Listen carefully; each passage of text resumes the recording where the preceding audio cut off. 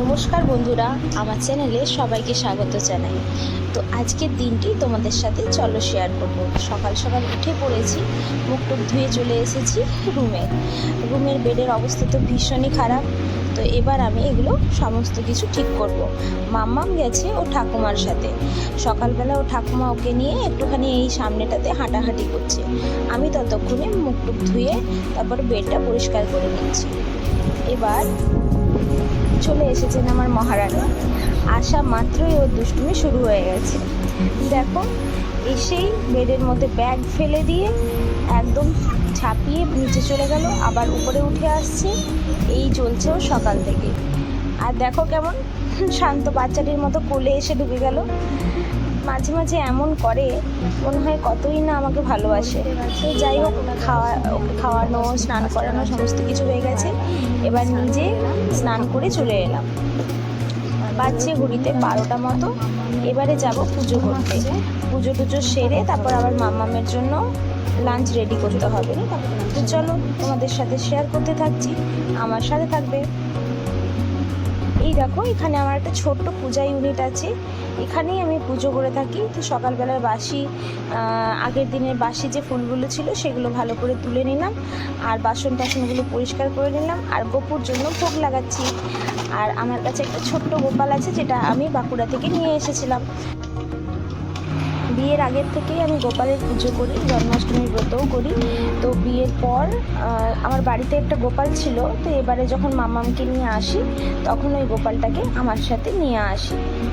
Sorry, বাড়ির গোপালটা নয়, আমি একটা নতুন গোপাল কিনে আমার সাথে নিয়ে আসি। আর এই গোপালটাকে এখানেই রাখা আছে।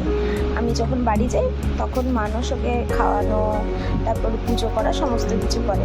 আর এছাড়াও আমার টুকিটাকি কয়েকটা ঠাকুরের ফটো আছে, তো যেগুলো আমি নিয়ম করে অবশ্যই পুজো করি, সকালে আর সন্ধ্যেবেলা। তো এই হলো। আর পুজো হয়ে গেছে, এবার মাম্মামকে স্নান করানো হয়ে গেছে। ওকে নিয়ে এবার ওকে জামা কাপড় পরাবো। নিয়ে এলাম বাইরে থেকে। ও ঠাকুমার সাথে একটুখানি ঘোরাঘুরি করছিল রোদের মধ্যে। আসলে আমি ওকে স্নান করিয়ে নিজে স্নানে চলে গেছিলাম। ওকে স্নান করিয়ে সাথে সাথে ওকে রুমে নিয়ে আসি না, খানিকক্ষণ একটুখানি এই রোদের কাছে, মানে সামনে যে রোদ হয়, মানে শেডের মতো আছে, ওখানের মধ্যে একটু রোদের আভাস পাওয়া যায় আর কি, ওই তাপের মধ্যে রাখি। তাহলে কি হয় বলো তো, মানে গাটা একটুখানি গরম হয়ে যায়। কারণ প্রতিদিনই ওর মাথায় জল দিই, তো যাতে না ঠান্ডা ঠান্ডা লেগে যায়, সেই জন্য আর কি একটুখানি সাথে সাথে রুমে নিয়ে এলে কী হয় বলো তো, ফ্যান ট্যান চালানো হয়, তো তাহলে কী হয়, বাচ্চাদের ঠান্ডা লেগে যায়। তো স্নান করানোর পরে কিছুক্ষণ ওই জন্য রোদের কাছাকাছি নিজে, মানে রোদের মধ্যে রাখি না, ছাওয়াতেই রাখি, মানে ঘরে নিয়ে আসি না আর কি। তো এই আর কি, ওকে নিয়ে এসেছি। ওকে জামা কাপড় পরানো আমার কাছে একটা মানে বিরাট বড় চ্যালেঞ্জের মতো, কারণ ও একদমই জামা কাপড় পরতে চায় না। যখনই পরাতে যায় ভীষণ জোরে জোরে কাঁদতে থাকে, এত কান্নাকাটি করে, মানে এই রেকর্ডিংটা যদি তোমাদেরকে শেয়ার করতাম তাহলে তোমরা আমার চ্যানেল স্কিপ করে বেরিয়ে যেতে, মানে এতটাই ও কান্নাকাটি করে। তো যাই হোক, আমি ওকে ওর ঠাকুমার কাছে ধরতে দিয়ে চলে এলাম রান্নাঘরে, ওর জন্য লাঞ্চ প্রিপেয়ার করবো। তো ওর জন্য যে লাঞ্চটা প্রিপেয়ার করি সেটা আমি মোটামুটি খাওয়ার কিছুক্ষণ আগেই বানিয়ে থাকি, রোজই বানাই, খাওয়ার মোটামুটি 40 মিনিট আগে। তো ওটা বয়েল হতে মোটামুটি সময় লাগে, ওই বয়েল হতে 10 মিনিট মতো লাগে, কিন্তু তারপরে আবার কিছুক্ষণ রেস্টে রেখে দিই যাতে ভালো করে সেদ্ধটা হয়ে যায়। আর যেদিন একটু তাড়াহুড়ো থাকে সেদিন আমি আর কষাকষি করি না, সমস্ত কিছু সবজি কেটে আর হলুদ টলুদ আরে দিয়ে তারপরে একটুখানি ঘি দিয়ে ওটা প্রেসার করে সিটি বসে দিই। আর যেদিন একটু সময় থাকে হাতে, তো সেদিন কি করি, তেল দিয়ে ভালো করে ছুঁকে ওর জন্য খাবার বানাই। তো প্রতিদিনই একইভাবে বানালে না ওর মুখে একটা অন্যরকম টেস্ট চলে আসবে, তো ও তখন আবার এইরকম বয়েল জিনিস খেতে চাইবে না। তো এটার জন্য কিন্তু আমি এই জিনিসগুলো ফলো করি। তো দেখো, এটা হচ্ছে সন্ধ্যেবেলা, মানুষ চলে এসেছে ডিউটি থেকে, আর আমি বানাচ্ছি চাউমিন। তো আজকে ভাবলাম সন্ধ্যেবেলা স্ন্যাক্সে চাউমিন বানাই, অনেক দিন হয়েছে চাউমিন খাওয়া হয় না। তো সেই জন্য সবজি টবজি কেটে রেডি করছি, আর মনে মনে ভাবছি ছোটোবেলাকার কথা। ছোটোবেলায় আমরা যখন স্কুলে যেতাম, মা প্রায় চাউমিন বানিয়ে দিত, আর সেই চাউমিন দেখে আমাদের কী লোভটাই না লাগতো। যাই হোক, এই দেখো মাম্মামকে বলেছি তুমি ঠাকুমার কাছে থাকো একটুখানি, আমি রান্না করি। আর ও খালি এত জ্বালাচ্ছে ওর ঠাকুমাকে, কিছুতেই থাকবে না। ওর বাবা একটুখানি শুয়েছে ডিউটি থেকে এসে, বাবাকে জ্বালাবে। ও ঠাকুমা দেখো, এই জন্য এই একটা বই কিনেছি আমি, এটা হচ্ছে কাপড়ের বই, বালিশের মতো।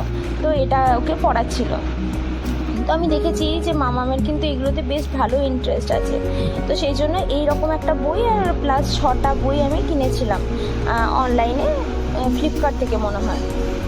তো এগুলো বাচ্চাদেরকে তোমরা মানে যাদের যাদের বাচ্চা আছে তারা এরকম কিছু অর্ডার করতে পারো। এগুলো কী বলো তো, ছেঁড়া যায় না, তো বাচ্চারা এগুলো ইজিলি হ্যান্ডেল করতে পারে। আর আমাদেরও বারবার বই কিনতে হবে না, পয়সা ওয়েস্ট হবে না। তো যাই হোক, এই হলো ব্যাপার। আর ওকে মাম্মামকে দিয়ে দিয়েছি ঠাকুমার কাছে, আমি চলে এসেছি আবার রান্নাঘরে। এদিকে সবজি টবজি সব কেটে রেডি করে নিয়েছি। তো এবারে চাউমিনটা বসিয়ে দেবো। তো যেটা বলছিলাম তোমাদেরকে গল্পটা, সেটা হলো চাউমিনের, যে আমরা যখন ছোটো ছিলাম না, তখন মা প্রায়ই আমাদেরকে টিফিনে চাউমিন বা ম্যাগি বানিয়ে দিত। মানে যেদিন যেদিন বানিয়ে দিত আর কি, সেদিন আমাদের ভীষণ টিফিনের দিকেই মন পড়ে থাকতো যে কখন টিফিন হবে আর কখন আমরা খাবো। মাঝে মাঝে তো এমনও করেছি, যখন ভ্যানে করে স্কুলে যেতাম, যেতে যেতে খানিকটা বার করে খেয়ে ফেলেছি। এরকম কার কার সাথে হয়েছিল, মানে হয়ে থেকেছে আমাকে বলবে। আর আমার মা কিন্তু খুব সুন্দর চাউমিন বানাতো। তখন কিন্তু এত রকম হেরি পেরি সসের ব্যাপার ছিল না, তখন সিম্পল বানাতো। চাউমিনটাকে সেদ্ধ করে আলু আর বাদাম দিয়ে আর কখনো কখনো ডিম দিয়ে করতো। এত ভালো খেতে লাগতো না সেই জিনিসগুলো, মানে দিনগুলো এক একটা আমাদের কাছে স্মৃতির মতো হয়ে গেছে। এখন মনে হয় যে ছোট ছিলাম, তখন ছোটোবেলায় ভাবতাম যে কখন বড় হবো কখন বড় হবো। আর এখন বড় হয়ে মনে হয় যে ছোট ছিলাম, কত মজা করেছি, মা কত রকম করে রান্না করে খাওয়াতো। এখন কি, এখন যেটা খেতে ইচ্ছা যাবে সেটা নিজেকেই বানিয়ে খেতে হবে, তাই না? তো যাই হোক, বাদ দাও এইসব কথা। চাউমিন বানাতে শুরু করে দিয়েছি, আর এদিকে সবজিগুলো ভেজে নেব আমি। আর আমি চাউমিনটা মোটামুটি সিম্পলই বানাবো, কোনো সেরকম কিছু দেবো না। ওই গাজর, বিনস আর একটুখানি পেঁয়াজ দেবো। আর যেহেতু মায়ের আলু খাওয়া চলে না, মায়ের সুগার আছে, তো সেই জন্য আমি আলুটা অ্যাভয়েডই করি। না হলে আমাদের আর কি চাউমিনে একটু আলু টালু দিলে আরও ভালো লাগতো। তো যাই হোক, আমি একটুখানি বাঁধাকপি ছিল, বাঁধাকপিটা লম্বা লম্বা করে কেটে নিলাম যাতে খেতে ভালো লাগে। আর চাউমিনে না অল্প যদি একটুখানি রসুন দেওয়া হয় না, চাউমিনে দেখবে একটা ফ্লেভার আসে, খুব ভালো লাগে খেতে। তো ওই জন্য আমি গোটা মানে 5-6 কোয়া রসুন ছাড়িয়ে চাউমিনের মধ্যে ভেজে দেবো। এদিকে চাউমিনটা সেদ্ধ হয়ে গেছে, তুলে নিয়েছি, আর এদিকে সবজিগুলো ভাজছি। তো যাই হোক, আমার চাউমিন একদম রেডি। এবারে আমরা গরম গরম খেয়ে নেব চাউমিনটা। ওর বাবাকেও বললাম যে উঠে যাও এবার, না হলে চাউমিনটা কিন্তু ঠান্ডা হয়ে গেলে আর ভালো লাগবে না। সেই ওকে ওঠানো মানে কি বলবো, একটা বিশাল বড় কাজ আমার কাছে, কারণ ওর বাবা একবার যদি ঘুমিয়ে যায় তাহলে আর ওঠানো মুশকিল। যাই হোক, বললাম যে মামামকে ধরো। তো মামামকে দেখো প্যান্ট পরাচ্ছে, আর ও কেঁদে একদম অস্থির। ওর বাবা বলছে তুমি যে কী করে ওকে প্যান্ট পরাও সেটাই আমি ভাবছি। এই এমন মেয়ে বদমাশি করে না, জামা কাপড় পরতে হলে একদম ওর অবস্থা খারাপ। তো দেখো ওর বাবা ওর সাথে কী হারেই না, মানে ওকে জ্বালাতন করে, ওর সাথে খেলে। আর ঠিক যখন ওর বাবা ডিউটি যাবে সেই টাইমে ও গিয়ে পাগুলোকে ধরবে। প্রত্যেকটা বাবারই মেয়েদের প্রতি একটা আলাদা রকমের টান থাকে, আর মেয়েদেরও তাই, তাই না? তো যাই হোক, মানুষ কিন্তু মামামকে ভীষণ ভীষণ ভীষণ ভালোবাসে। আর ওকে মানে ডিউটি যাওয়ার আগে, ঘুমোতে যাওয়ার আগে, মানে ওকে আদর না করে কখনো মানে বাড়ি থেকে বেরোয় না। দেখো ওর বাবা বলছে চাউমিন খাবে, তুমি খাবে, কেমন করে খাবে, কেমন করে খাবে দেখাও। আর ও আবার মুখে হাম হাম করে দেখাচ্ছে। তো যাই হোক, মানুষের আবার ডিউটি আছে, আর ও মামামের সাথে মজা করছে। এই দিনগুলো আর কোনোদিনই ফিরে আসবে না। অর্থাৎ এই ছোটোবেলাটা, এই যে মেয়েটাকে নিয়ে সারাক্ষণ ধরে এদিক ওদিক নিয়ে যাওয়া, আদর করা, ওকে জড়ানো, ওকে চটকানো, এই দিনগুলো কখনো ফিরে আসে না, তাই না? আমরা যখন ছোটো ছিলাম আমাদের বাবা মারাও এইভাবেই আমাদেরকে আদর করেছে, আগলে রেখেছে। আজকে কত দূরে চলে এসেছি।